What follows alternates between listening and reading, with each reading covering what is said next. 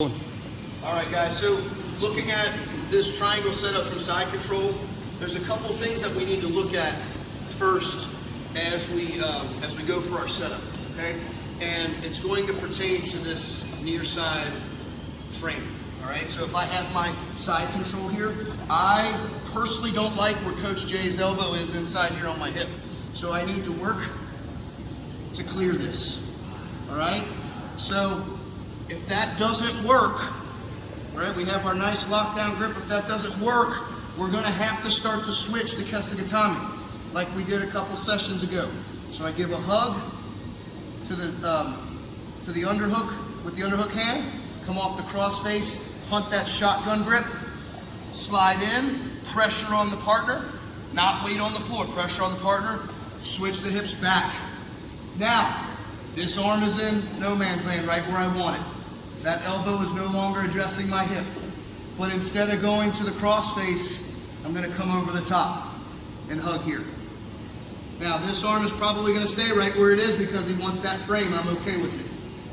I am going to keep the pressure here and begin to open up his lapel, his jacket. And I wanna feed it over the top of this arm. Now, the point of this is to trap this arm down, but I need to get the grip back under his head with the cross face, okay? So as I'm here, I gotta start to pressure this arm because I have to keep it trapped. Go back to the cross face, and I come here with the grip. That way it's gonna allow me to start pulling back and lifting him up, okay? So let's break this down a little bit. We'll break this into pieces today so we can get it all right, okay? So partners are gonna be doing exactly what they're supposed to be doing. He's framed, his feet are close to his butt.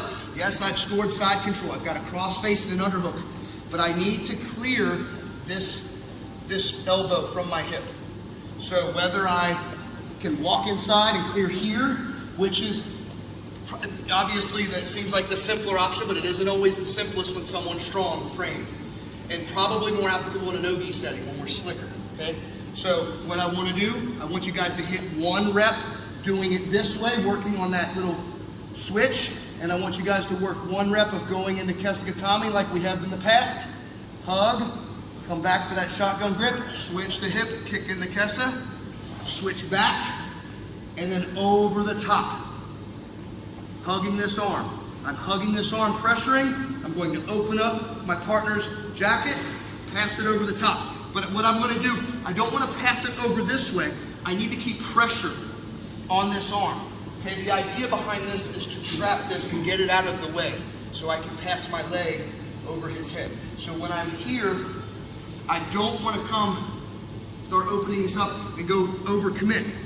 I wanna stay heavy on the forearm. It's almost like forearm to forearm, smashing it down. Then I can come here, cross face, and pass.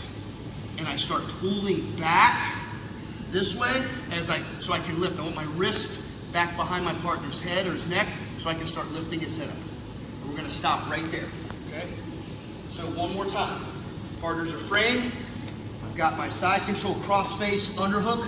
My first rep, I'm gonna work on just clearing that forearm or elbow from my hip.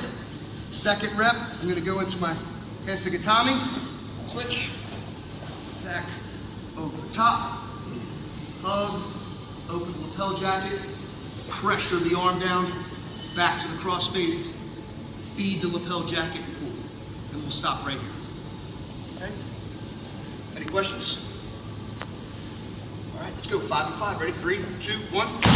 A couple things just to talk about the trapping of this arm, but I know a couple times, maybe one or two of you asked me what the importance or what did we accomplish by going to Kesagatami.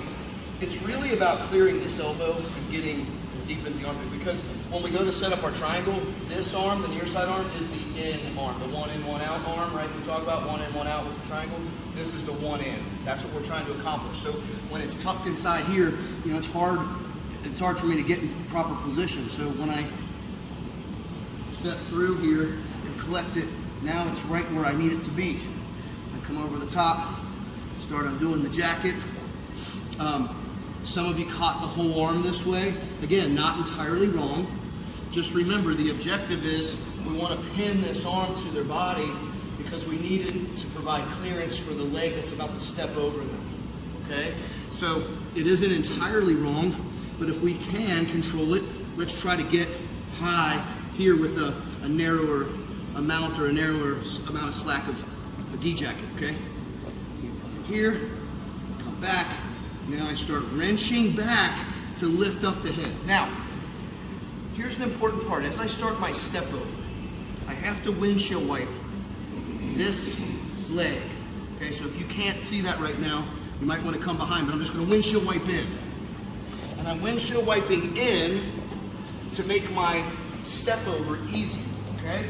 So here, windshield wipe in, now I can post. And as I start to pull, I post and I just want to sit over the shoulder. I have to sit over the shoulder. I don't want to be here. I need to come all the way through. Now once I'm here, the grip is no longer needed. And I go right to the shin. Now I can start to go to my knee and I can pull, and I can tuck my foot behind. And now my partner's in a really, really bad position.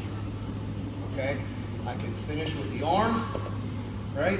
Wrist locks, or I can just pull on the head and finish the triangle. So from the top, good. So from the top, side control, shotgun hold, Kesagatami, switch back, clearing this arm, open the top, open the jacket, pinning the arm down. Don't go too far. Use your arm to pin the arm to his body. This is how this is applicable in no-gi. If you didn't have this, and he's still framed here, just push it to his body. Have it, we're going to use it. So come over the top, pressure, come back to the cross face, feed, start to wrench back. Windshield wipe in. That allows me to stand up and sit, almost like an S mount. Once my leg is in position, I can let go of the grip and come right here. Okay? Now, it would be okay for us to stay heavy here and clear the arm. Let's not do that. I'm going to come to the knee this way and start working my foot behind. Now, I can clear if I want to. And I can pull, or like I said, we have an arm bar. Look, all we got to do is control. His elbow is right here. That's not that. See, it doesn't feel too good, right? For those of you who can wrist lock. Now, let's say I get here and I don't connect, and he starts to buck me, and we roll to the knee. No problem. Listen, I go either if I'm locked or not locked, foot on the hip, and remember, hand on the shoulder walk, then lock it in for the finish. Okay? So falling, rolling isn't the worst thing. We don't have to finish up top. We're just going to try to move to the direction of our knee. Okay? The knee that's on the floor, we're going to move that direction to finish. Okay? So one more time. We can't clear this way. Place the tummy. Switch. Top. Feed this up. Pressure on the arm. Come under the head. Feed that lapel nice and tight. Start wrenching back. I want my wrist on the back of his neck, pulling. Windshield wipe in. I'm posting so I can sit through. Once I have the position, I go to the shin. I can start to come this way to feed underneath. If I can't, I can roll. Foot on the hip, shoulder walk, lock.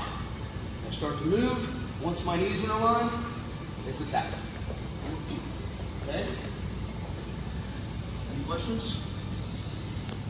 Okay, so from the top, let's run 5 and 5. 3, 2, 1.